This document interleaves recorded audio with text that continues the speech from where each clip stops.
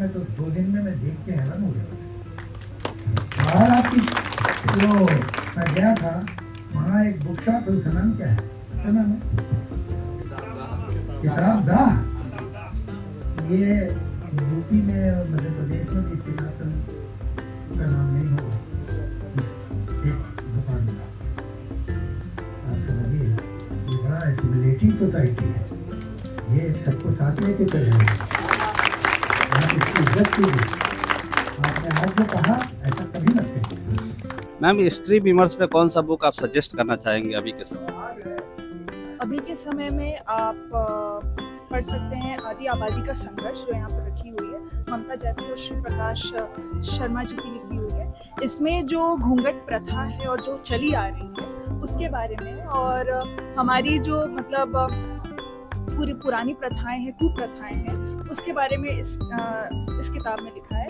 साथ ही साथ अभी जो मैंने देखी, अभी जस्ट रिसेंट अभी जो मैंने देखी, आलोचना का स्त्री पक्ष, सुजाता जी द्वारा लिखी गई है। इसमें आलोचक पे सवाल किया गया है एक स्त्री ने कि आज के समय में जेनजी को आप कौन सा बुक सजेस्ट करना चाहेंगे? जेंजीज के लिए हमने खास करके जेंजी कोना बनाया है, जिसमें उनके चॉइस के अकॉर्डिंग किताबें पिक करके लगाई है। ये किताबें उनकी चॉइस के अकॉर्डिंग इसलिए है क्योंकि ये हल्की फुल्की किताबें हैं। अगर नए लोग जो पढ़ना शुरू करना चाहते हैं और धीरे धीरे चाहते हैं कि उनका इंटरेस्ट किताबों में बने, तो वो इन किताबों से शुरू कर सकते हैं। इसमें रवीश कुमार की एक किताब है, इश्क में शहर होना। अगर अभी के समय में कोई बुक लिखना चाहता हो तो कहाँ से शुरुआत करे वो? नहीं, तो डिपेंड करता है कि उसका इंटरेस्ट क्या है, उसको आता क्या है। वो कवि है, कहानीकार है, निबंधकार है, यात्रा क्या लिखना है। कि बुक की शुरुआत ऐसे नहीं होती है। आप अगर रचनात्मक हैं, आप क्रिएटिव राइटिंग करते हैं, आप पोएट्री लिखते हैं, तो आप पोएट्री की बुक लाएंगे। और कविताएं कोई प्लान करके नहीं लिखता कि किताब में शामिल करना है।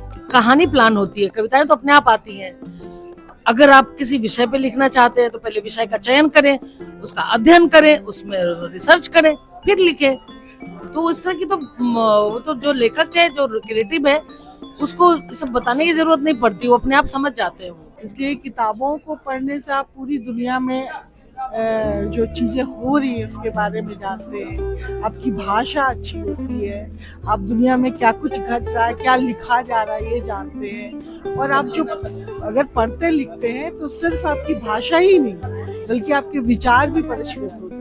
तो किताबों की अलग दुनिया है। और ऐसा नहीं कि युवा नहीं पढ़ रहे, वो भी पढ़ रहे हैं, लेकिन नई तरह की चीज़ें पढ़ रहे हैं, अलग अलग तरह की चीज़ें भी पढ़ रहे हैं।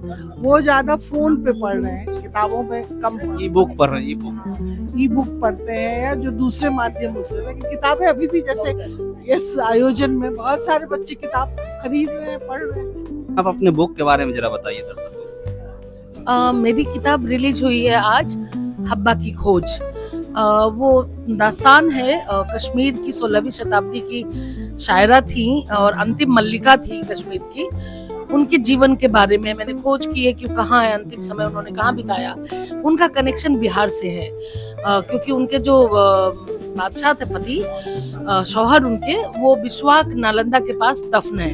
अकबर ने उनको वहाँ कैद किया था और वहीं उनकी मृत्यु हुई कलिंगा युद्ध में, और वहीं पे दफन है। उनका परिवार भी वहीं है। तो मैं ढूंढ रही थी कि जब ये यहाँ आ गए तो फिर हब्बा कहाँ गई। इसको लेके मतभेद है और मैं किसी डिसीजन पे नहीं पहुंची हूँ, क्योंकि इतिहास में कहीं दर्ज नहीं है कि हब्बा की कब्र यहाँ है या कश्मीर में। कश्मीर में मुझे कब्र नहीं मिली, तो अंत में यहाँ जो कब्र है, लोग कहते हैं उनकी बीवी की कब्र है। तो अब क्या पता, मैं कोई डिसीजन नहीं ले सकती, लेकिन मैंने खोज की है। जो फैक्ट्स मिले हैं मैंने इस किताब में डाल दिया है।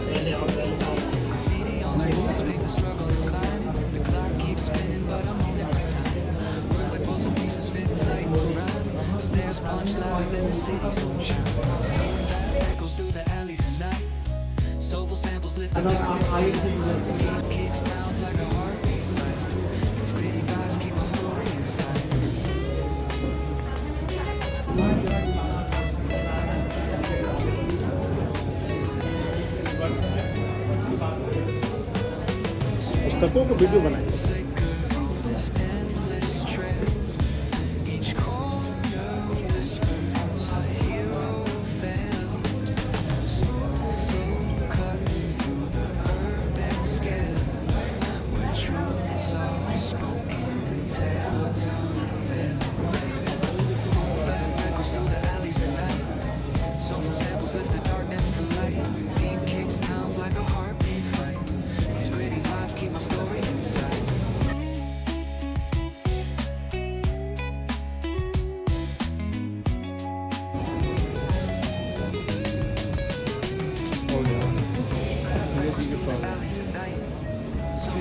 Left the darkness to light.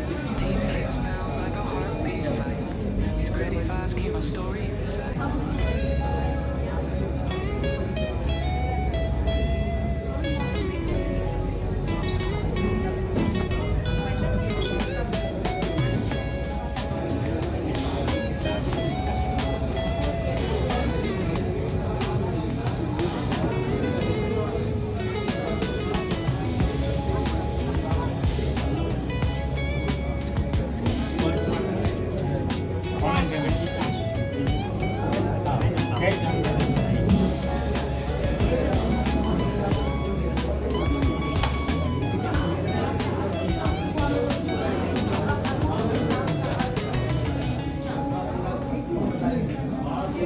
काफी वजह साहब है और जिस कंटेक्स्ट में, जिस संदर्भ में चित्र। हेलो, मुझे लगता है कि गैलरियों का कब्जा घटा है और उसकी वजह भी यही है कि डिस्प्ले के स्पेस या लोगों के बीच जाने के। बुक फेयर हमेशा लगाते हैं राजकमल प्रकाशन वाले, और राजकमल प्रकाशन एक बड़ा प्रकाशन है, हिंदी में है। और ये आजकल बुक से थोड़ा दूर जा रहे हैं, इसके लिए सर आप युवाओं का क्या संदेश देना चाहेंगे? मैं संदेश वगैरह नहीं देता हूँ, अभी तो मैं खुद ही सीख रहा हूँ, तो संदेश क्या दूंगा मैं? अब कुछ प्राप्त कर लूँगा तब मैं कुछ कहने की हैसियत में रहूँगा। इसलिए पढ़ते जाएं, जहाँ भी जो माध्यम मिले, नए माध्यम आ गए हैं डिजिटल, तो उसको भी देखें, पुराने माध्यम है इसका भी इस्तेमाल करते हैं, सब पढ़ते जाएं, कोई सीमा नहीं है ज्ञान की।